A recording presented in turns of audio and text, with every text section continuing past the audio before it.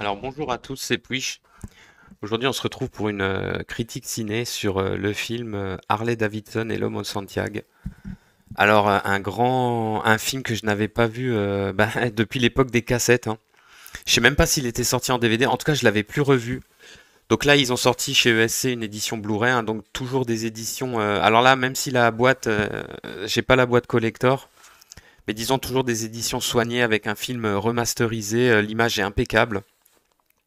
Alors, qu'est-ce que c'est que ce film? Parce que le titre, il est quand même intriguant pour ceux qui connaissent pas, hein. Moi, c'est un film qui m'avait marqué quand j'étais plus jeune. Je pense comme beaucoup, on l'avait vu, hein, un bon film d'action. Alors, c'est un film de Simon Windsor.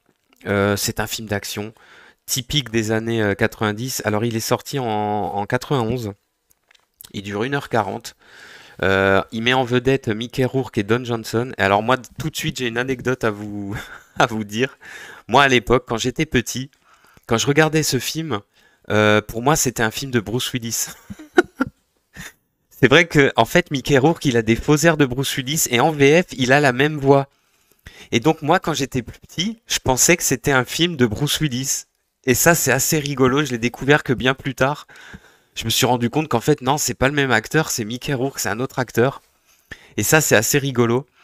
Alors, déjà, les deux acteurs principaux, bah, ils sont très très bons. Il y a aussi Daniel Baldwin, donc un des frères Baldwin qui joue dans le film. Il fait un méchant en mode Terminator, très rigolo, même si sa prestation, bon, c'est pas un acteur qui est terrible, hein, mais dans le film, sa prestation, elle fait le boulot, il fait le gros méchant.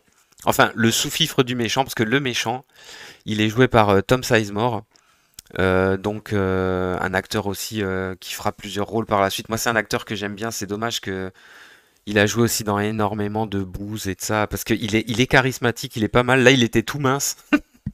Ça doit être un de ses premiers, c'était un de ses premiers rôles, quoi. Et il fait un gros méchant, banquier, trafiquant de drogue. Alors, de quoi ça parle? Alors, l'histoire, elle est assez rigolote.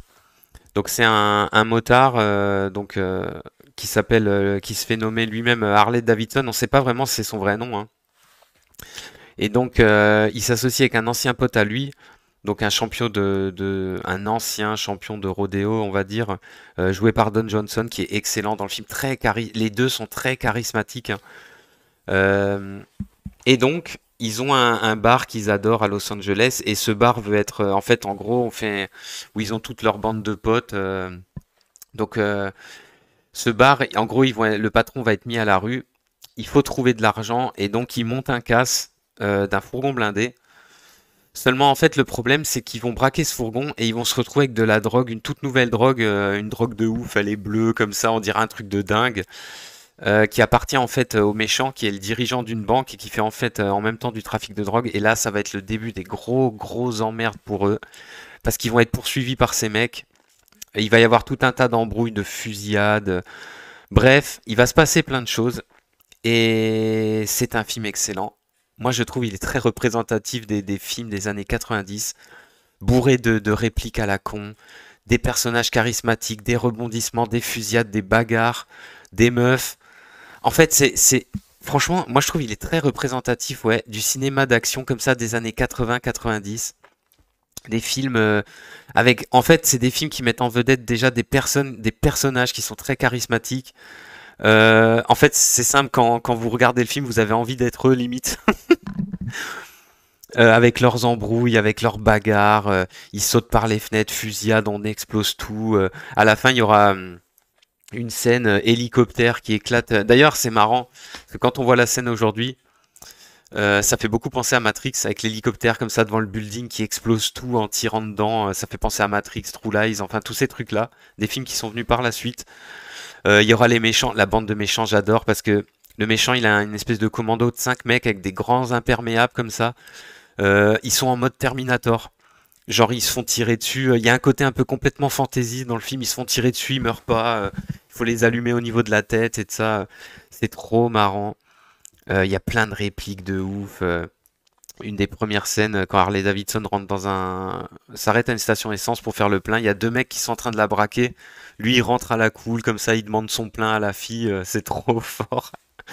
Et t'as des répliques de dingue, genre parce que je crois le mec lui dit bouge pas connard, donne-moi ton fric ou je sais pas quoi. Et il lui dit ouais chaque fois. Si chaque fois qu'un mange-merde dans ton genre m'avait dit un truc comme ça, j'avais reçu 1 dollar, je serais riche aujourd'hui. Enfin, des répliques de ouf. Il y a plein de répliques super marrantes. Les deux acteurs, on sent qu'ils s'entendent très bien. Il y a vraiment une alchimie qui se forme entre les deux qui marche très très bien dans le film. Ben voilà quoi, si vous allez voir un bon film d'action à l'ancienne, eh ben c'est typiquement ce genre de film. Moi, c'est ce genre de film que j'aimais beaucoup. Malheureusement, on voit plus du tout ça, c'est vraiment dommage. Mais en tout cas, cette édition, elle est super.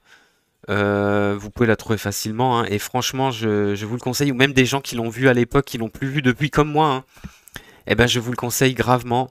Vous pouvez de nouveau le revoir et vous pouvez vous amuser à. Ça rend nostalgique, mais en même temps, c'était. En fait, c'est des films, c'est des séries B.